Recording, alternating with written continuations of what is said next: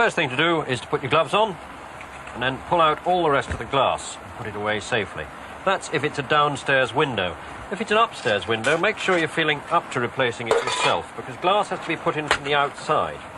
So climbing up a ladder in the pouring rain like we've got at the moment can be a bit too John Noakes for some people. But if you decide to do it for yourself, then off we go and pull out all that glass.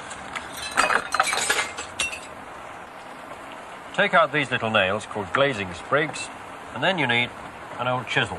You can use a new chisel, it'll be an old one by the time you've finished with it. And with it you scrape out all the old putty until you've got a nice clean window frame.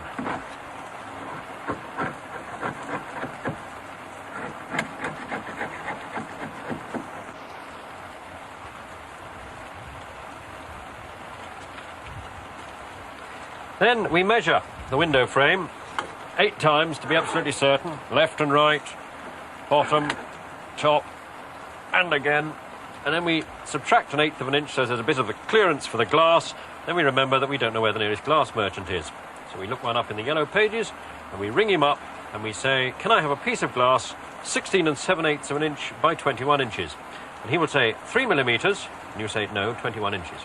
He will say no, thick. He's not being rude, he's merely checking on the thickness of glass that you want. Ask his advice. Ask him to make you a piece 16 7/8 by 21 inches, if that's the size you want. And say, can you pick it up in 10 minutes? So, off to the glass merchants.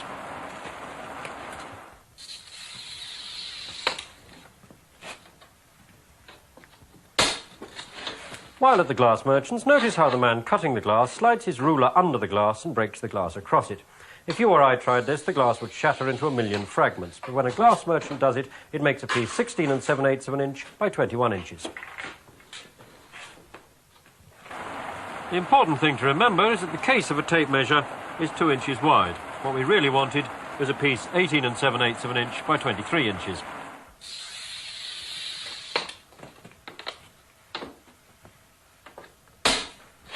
While at the glass merchants, notice how he slides his ruler underneath the glass to break it. It fits. Well done, Cinderella. You shall go to the putty.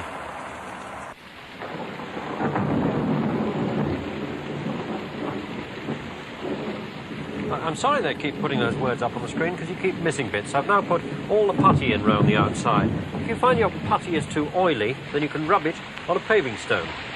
Be careful when you're picking it up because there may be dogs around. Then you make it into sort of putty sausages and press it into place all the way round there so that we've got a nice bed of putty to put the glass in. And then pick up the glass, of course, we put our gloves back on again, otherwise it can be dangerous.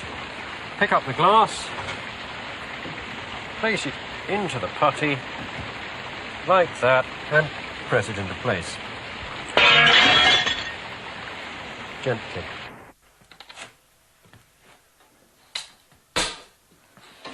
While at the glass merchants, notice how the man slides his ruler underneath the glass to break it.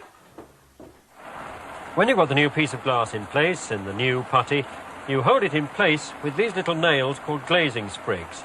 Now you have to tap them in very gently, again using the side of your old chisel.